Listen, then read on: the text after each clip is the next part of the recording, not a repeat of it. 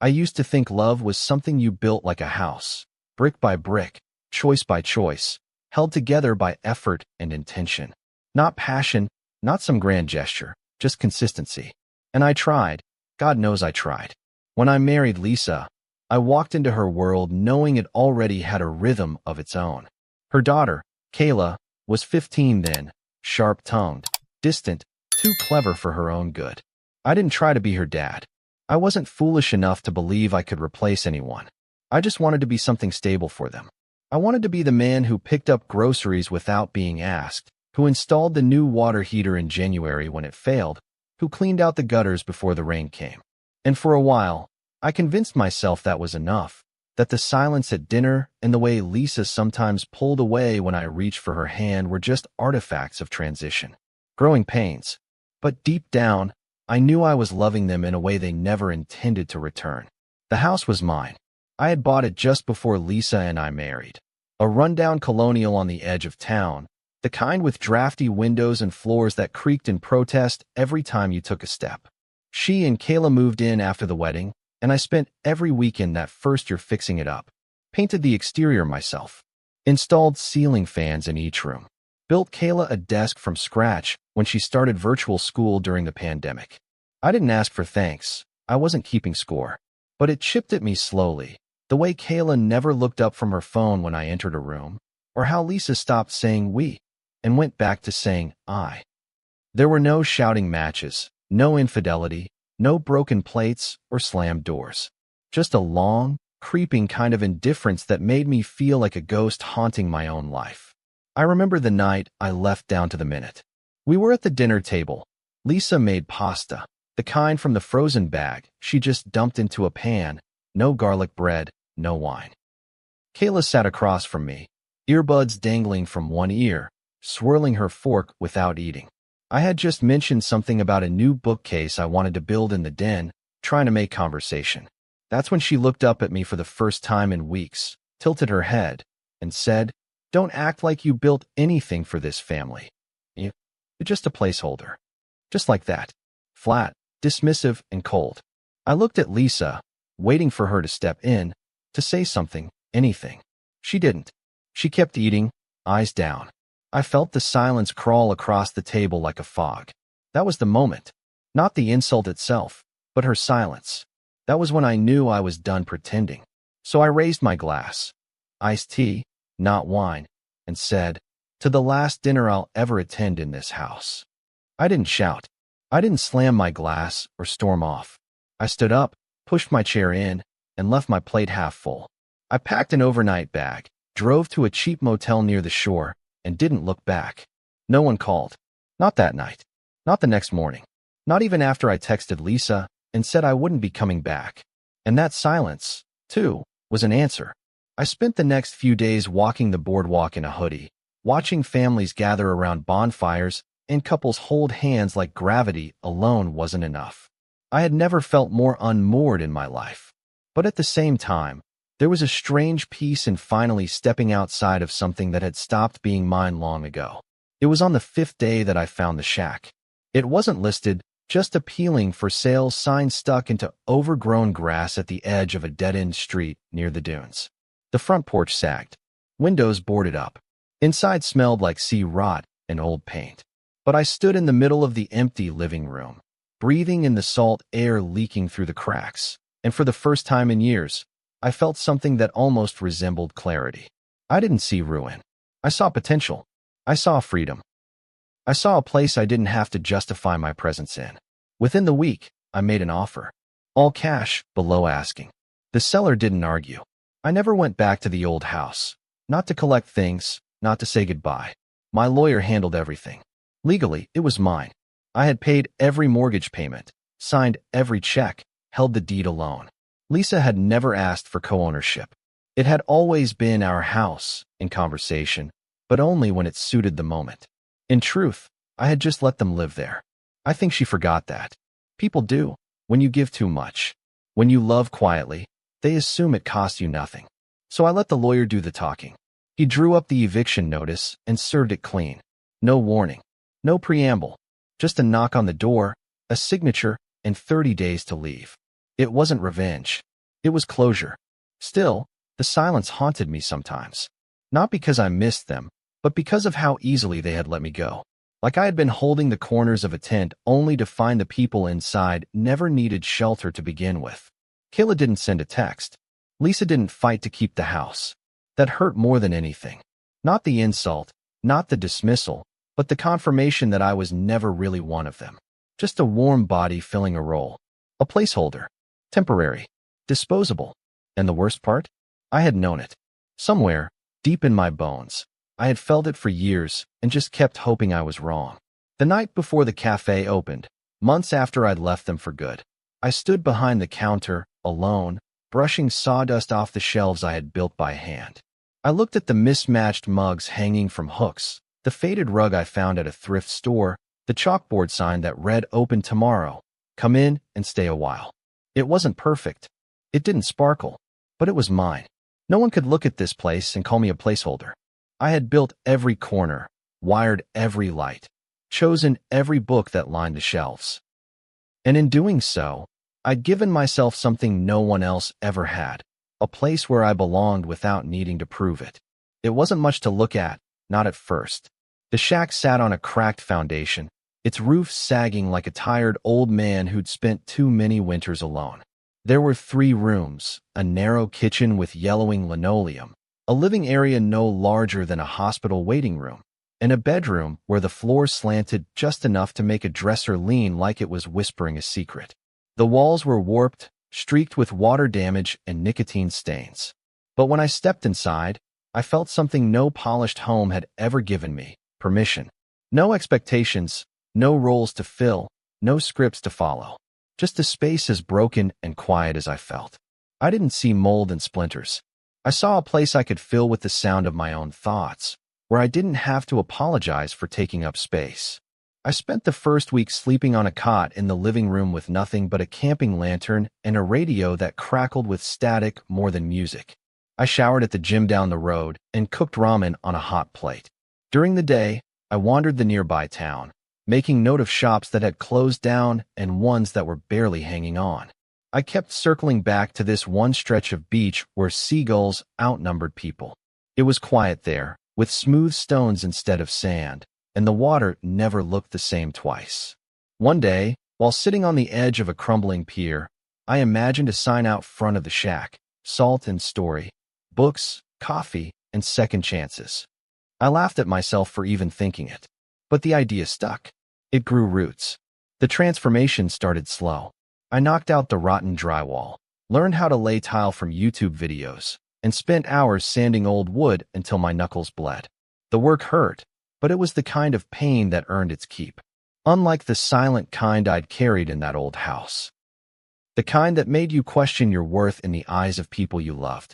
Here, every blister and bruise felt like proof. Proof that I could build something, even if no one was watching. Proof that I was more than a placeholder. I painted the front door deep navy blue, hung up secondhand curtains, and built the bookshelves myself from salvaged lumber I found behind a shuttered hardware store. I slept less, but I felt more alive than I had in years.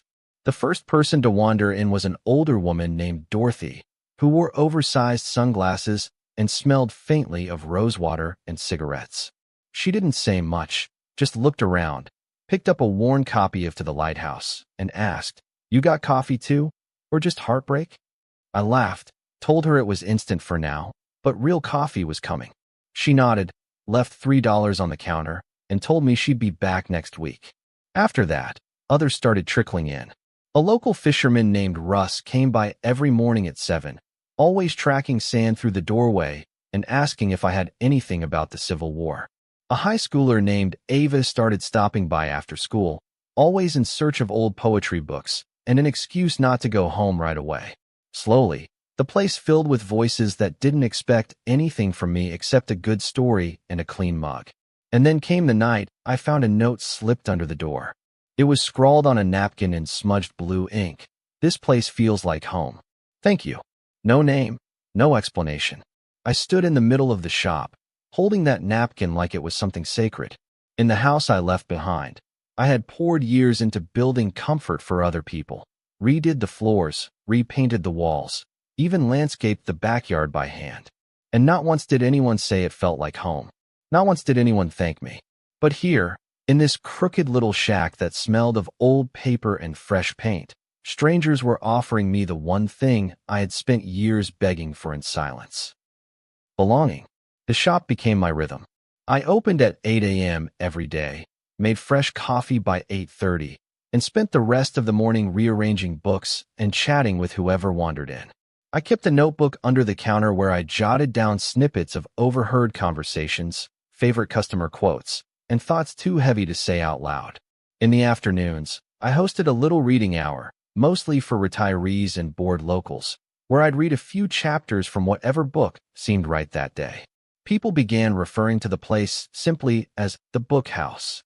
And somewhere along the way, I stopped checking my phone to see if Lisa had texted. I stopped looking for apologies that would never come. I stopped feeling like I needed to explain myself.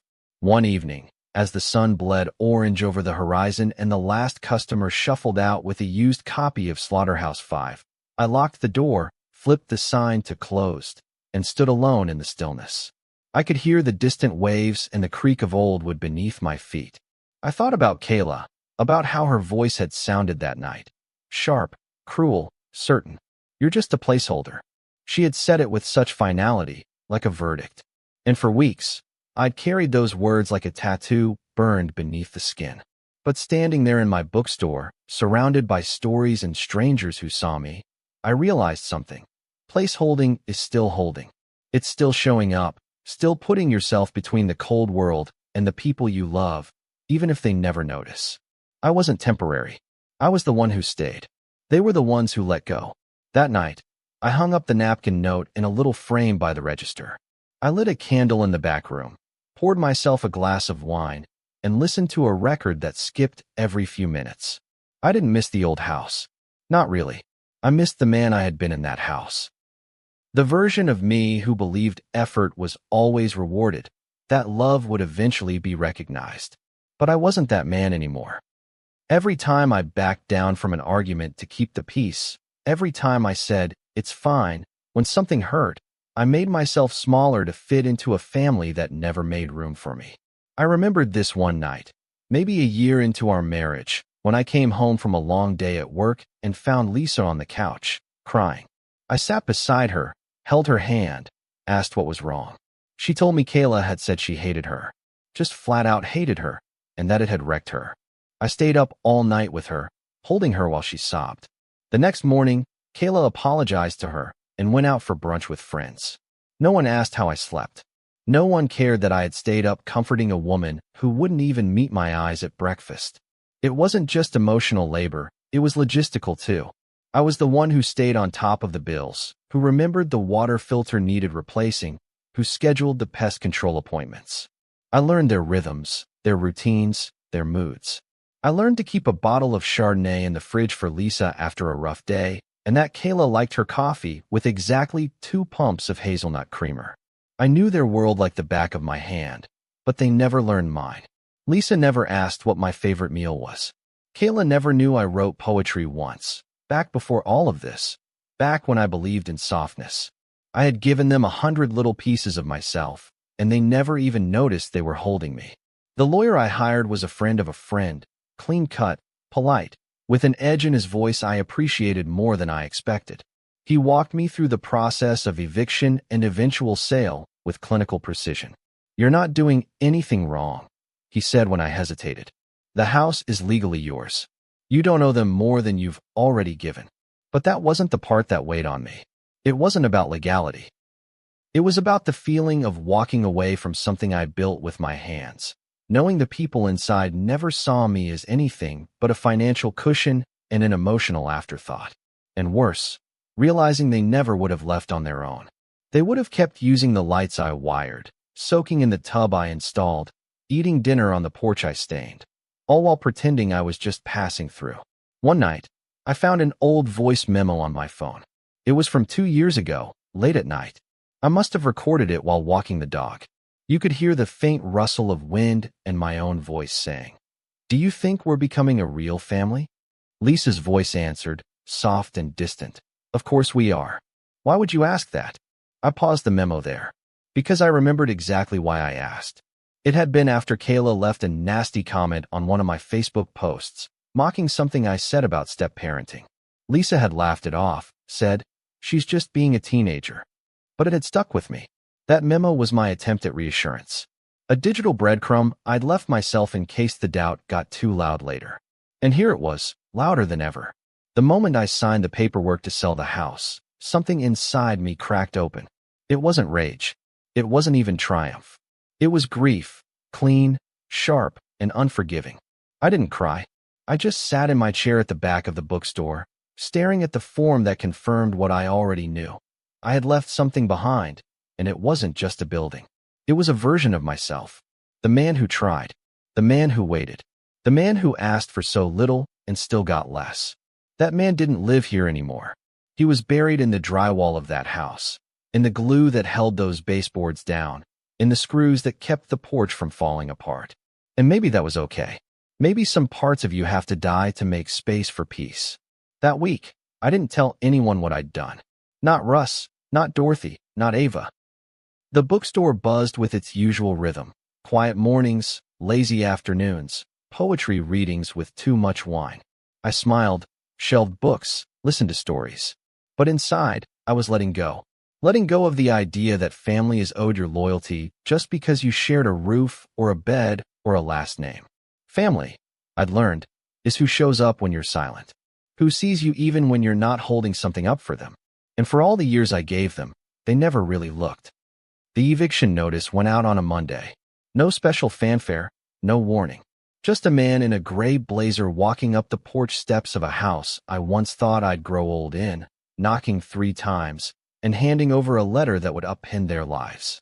I imagined Lisa opening the envelope, reading the contents twice before she believed it, then scanning the living room I'd remodeled to see if reality had changed. It hadn't. 30 days to vacate. 30 days to pack up every memory they had made under a roof I built. It was surgical, precise, and unemotional. But when I hung up the phone after the lawyer confirmed delivery, my hand trembled. Not from regret. From the weight of finally pulling the last pin out of a grenade I'd been carrying inside me for years. Lisa called the next day. I let it ring twice before answering, standing behind the counter at the shop with my back to the window. "You're ruining everything," she said, her voice shaky, caught somewhere between anger and disbelief. I didn't respond at first. I let her sit in the silence. "This is spiteful, you know that? You're hurting Kayla. You're hurting me." She said it like I hadn't spent 5 years cushioning her falls.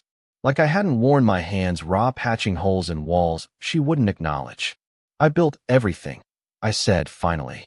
My voice was low, calm. "I'm not ruining it. I'm reclaiming it." And before she could speak again, I ended the call. Later that night, she left a voicemail. This time, her voice was colder, laced with control. "Fine. Take the house. It was never ours anyway. But don't expect anyone to forgive you for this. Kayla thinks you're pathetic. You'll die alone in that little shack with your sad little books." I listened to the message once. Then I played it again, slower. The words didn't hurt, not in the way she intended. They sounded hollow, like a final attempt to sting a man who no longer bled from the same wounds. I saved the voicemail, not as evidence, just as a reminder of who I used to be willing to lose myself for. The next morning, I poured coffee for a customer who called herself Mo. She was in her 60s, dressed in loose linen and dangling silver earrings, and she told me she used to run a bookshop in Portland before her husband died. "You're doing a beautiful thing here," she said, glancing around at the mismatched chairs, the watercolor prints, the bulletin board covered in handwritten notes from visitors. "Places like this save people." I smiled, said thank you, and handed her a copy of the bell jar. After she left, I stared at the receipt she'd scribbled a note on. "You feel like family already." That word, family, still caught in my throat sometimes. But not in the painful way it used to. Now it sounded like possibility, like a door cracked open instead of slammed shut. That weekend, the bookstore held its first open mic night. Russ, the fisherman, read a haiku about seagulls stealing his lunch. Ava, nervous and shaking, read a poem about a girl lost in the noise of her own home. I sat in the back, heart swelling, watching strangers lean forward in their chairs, clapping for people they'd only met minutes before. I'd built something real, something honest. No one here cared about my resume, my bank account, or my ability to fix a leaky faucet. They cared that the lights were warm, that the coffee was strong, that there was always a seat at the table. In that room, I wasn't a placeholder. I was a cornerstone. But even as joy took root in this new life, grief came in waves. One night, I dreamed of Kayla at age 10, even though I'd never known her then. She was in a Halloween costume, a cat, maybe, with face paint smudged and eyes wide with excitement. In the dream, she ran toward me, arms outstretched, and I knelt to catch her. But just before she reached me, she vanished. I woke up gasping, drenched in sweat. It was strange, mourning a version of someone that never existed. Mourning the possibility of what could have been, if only love had been enough to fix the fractures that ran too deep. In the days leading up to the closing, I kept waiting for some kind of final confrontation. Lisa showing up at the shop, maybe. A screaming match on the sidewalk. Kayla writing something cruel on social media. But nothing came. Just silence. Like they'd already written me off, filed me under irrelevant. And maybe they had to. Maybe admitting I had mattered, even for a second, would have unraveled the narrative they'd built to live with themselves. The idea that I was just a phase, a stand-in, a mistake. People rewrite history when it makes their own reflection easier to look at. When the sale finalized, I was at a regional book fair, manning a booth with hand-lettered signs and a tin cash box.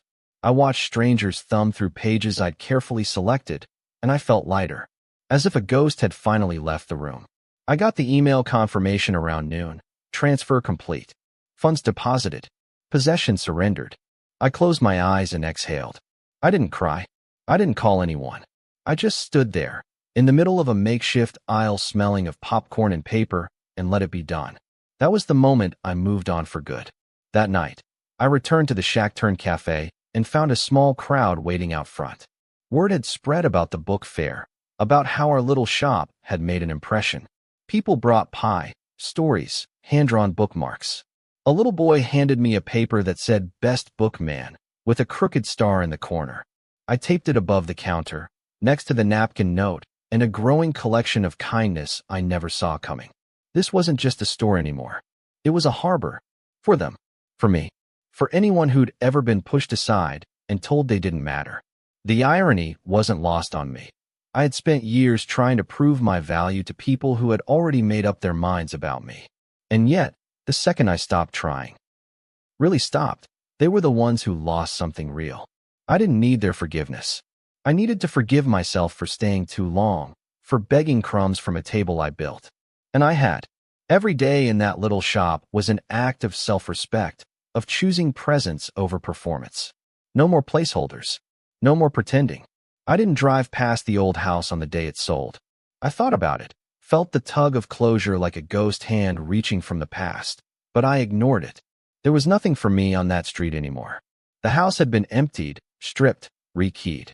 Whatever pieces of me had once lived inside it had long since been bled out by silence, neglect, and that final gutting betrayal over dinner. My lawyer called to confirm the buyer had wired the funds. It's officially theirs, he said. I thanked him, hung up, and just stood there for a moment behind the cafe counter, staring at the espresso machine like it had asked me a question I didn't know how to answer.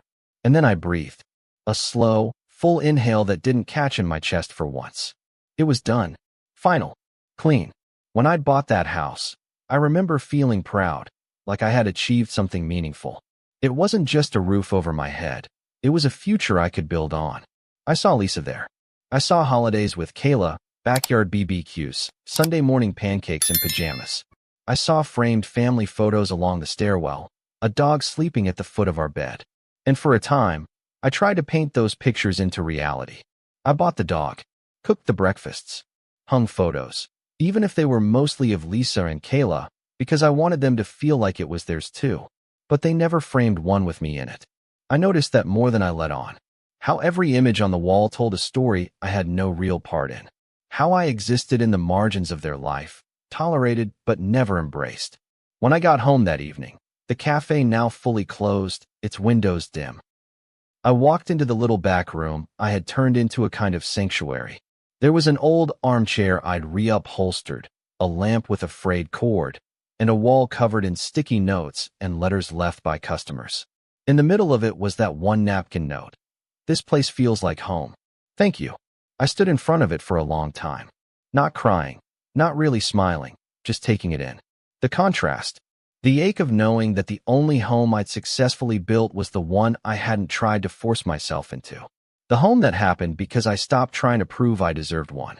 A few days after the sale, I got a letter in the mail with no return address. The handwriting was familiar, tight, almost anxious cursive. "Lisa." I opened it slowly, half expecting venom, half hoping for something like closure. It wasn't long, just 2 paragraphs. She said she hoped I was doing well, that Kayla had decided to live with her biological father for a while. She didn't apologize, not directly, but the tone had changed. No threats, no passive aggression, just a hollow kind of update, like a postcard from someone who didn't know what else to say. I folded the letter and placed it in a drawer. I didn't write back. There was nothing left to say that wouldn't unravel the peace I had finally found. The townspeople didn't know any of this, of course. To them, I was just the guy who opened the cozy bookstore cafe by the coast. The one who always remembered your name, who gave good book recommendations, who hosted poetry nights and donated extra muffins to the church shelter down the road. They didn't see the man who used to go to sleep wondering what he'd done wrong, what more he could give to be seen, to be chosen. And honestly, I liked it that way. There was something healing in being known only for who I was now, not for the man I used to fracture myself into just to feel needed. One morning, Ava, the high schooler who volunteered at the shop, asked me a question that caught me off guard. We were restocking the shelves when she looked up and said, "What made you open this place, anyway?" I paused, box of books in hand, heart thudding once before I answered. "I needed somewhere that didn't ask me to shrink to fit," I said. She looked at me like she understood, really understood. That's the thing about teenagers. They can see through you, especially when they've been hurt too. She nodded, went back to alphabetizing the fiction section, and didn't say another word. But in that moment, I felt more seen than I ever had at the dinner table of my old life. That same week, a couple from out of state stopped in during their vacation. They asked if the cafe was new, and I told them the story in vague terms, how I used to live inland, how I left everything behind to start over. The husband smiled and said, "You seem like someone who landed exactly where he's supposed to be." I wanted to believe him, and maybe I did, because when I watched the sunset that evening through the wide front window, coffee cup in hand, I didn't feel like a man who had been left behind. I felt like a man who had walked away just in time. On the last Saturday of the month, we held a community potluck right in the cafe. We pushed tables together, played music from an old speaker, and let people bring dishes with handwritten labels. Russ brought smoked salmon, Dorothy brought a rhubarb pie, and someone brought deviled eggs that disappeared in 5 minutes flat. I sat at the far end of the table, wine in hand, surrounded by laughter and small talk and the easy comfort of people who expected nothing from me but my presence. And for the first time in years, I didn't feel like I owed anyone anything just to be allowed to stay. After the guests left, I stayed behind and cleaned up slowly, humming a tune I didn't recognize. I wiped the counter, stacked the chairs, and lit one of the lavender candles Ava had given me for the front window. The night was still, warm, full of crickets and ocean breeze. I sat in the armchair, closed my eyes, and thought about the house, how it had probably been repainted by now, the swing set dismantled, the porch redecorated. A new family making new memories. I wasn't angry. Not anymore. They could have the space. I had taken back my name. It was a Thursday when Lisa showed up. The kind of gray October day where the sky looked like a ceiling you couldn't quite touch, and the ocean was moody and loud. I had just finished shelving a box of donated books, mostly battered romance paperbacks and a few forgotten classics, when I saw her through the front window. She hesitated before stepping inside, like even the doorway didn't know what to make of her anymore. She looked smaller than I remembered, or maybe it was just that I had grown. Not taller, not physically, but something about me had stretched in her absence. Self-worth, maybe. Boundaries. I wiped my hands on a dish towel and met her at the counter without saying a word. She looked around the cafe as if trying to place herself in it. Her gaze paused on the mismatched chairs, the local art on the walls, the leave a note, board covered in scribbled affirmations and favorite quotes. "You really left?" she said finally. Her voice was softer than the last time I heard it, more tired than angry. I nodded, not out of smugness, but because there was nothing else to say. I had left. Not just the house, not just the marriage, but the version of myself who tolerated silence as a substitute for love. She looked down at her hands, then back at me. "I thought maybe you'd come back. After some time." She paused, cleared her throat. Kayla did too, for a while. I didn't flinch, didn't bite at the bait of her name. I had already grieved that girl, the child I tried to love, who never saw me as more than an inconvenience. "I didn't just leave," I said. "I chose something better. For myself." My voice was calm, not cruel. There was no venom left in me, just truth. Lisa blinked slowly, her face folding slightly in on itself. "You could have told me you were selling the house," she said. "You didn't have to blindside us like that." I let out a breath through my nose, almost a laugh. "You sat there in silence while your daughter called me a placeholder. You watched me walk away and didn't say a word. That wasn't blindsiding. That was clarity." She looked like she wanted to argue, but the words didn't come. Instead, she nodded, just once, eyes glossy. There was something strange in that moment. Not forgiveness, not even closure really, but a mutual acknowledgement of the space that now existed between us. A quiet surrender. "It's nice in here," she said after a pause, her voice trying to land somewhere light. "Peaceful." I didn't thank her, didn't offer coffee. This wasn't a visit. It was a final page being turned. She didn't linger, just gave one last look at the shelves, the napkin note framed near the register, the quiet hum of music in the background. Then she left. The bell above the door jingled once and fell silent again. I stood behind the counter for a while, unmoving. The air felt heavier, not in a bad way, but in a way that made it easier to exhale. It was over, not just the house, the marriage, or the years I'd poured into being enough for people who were never going to choose me, but the need for resolution, the gnawing ache for an apology that would never come. I'd thought I needed Lisa to explain, to regret, but I didn't. I just needed her to see what I'd built without her. And maybe, in some way, she had. That was enough. Later that evening, after the shop had closed and the regulars had all drifted back into the rhythms of their own lives, I sat at the table in the back room and opened a fresh notebook. The cover was leather, hand-stitched, a gift from Ava on her last day before heading off to college. "You need to start writing again," she had said, handing it to me with a half-smile. "Not for anyone else. Just for you." I hadn't touched it until now. But with the final ghost finally walked out of my cafe, I opened the first page and began to write. Not a story, not a letter, just the truth. I was never a placeholder. I was the foundation they didn't deserve. It poured that night, hard and steady. I stayed in the back room for hours, listening to the rain drum the roof like applause. I thought about all the things I had lost, time, energy, parts of myself I'd whittled down to be more acceptable, more useful, more convenient.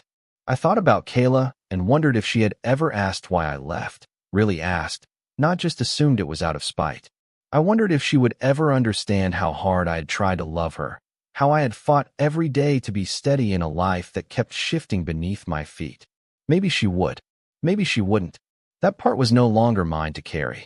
The next morning, the cafe smelled like rain and cinnamon. I opened late, let myself linger in the quiet. The first customer was Dorothy, who brought a thermos of strong coffee and a newspaper.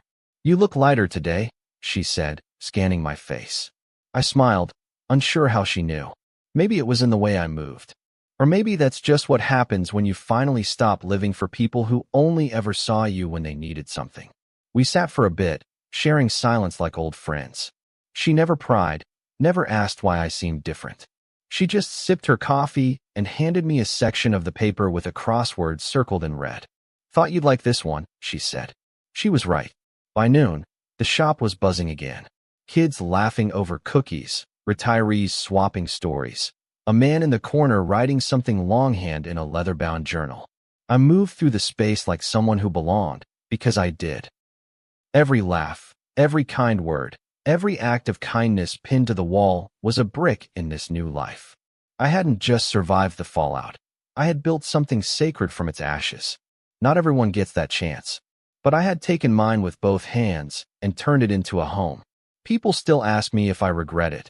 Leaving, selling the house, choosing solitude over trying harder. And I always say the same thing. I didn't walk away from a family. I walked toward myself. There's a difference. Some people can't see it, but the ones who've been where I've been, they know.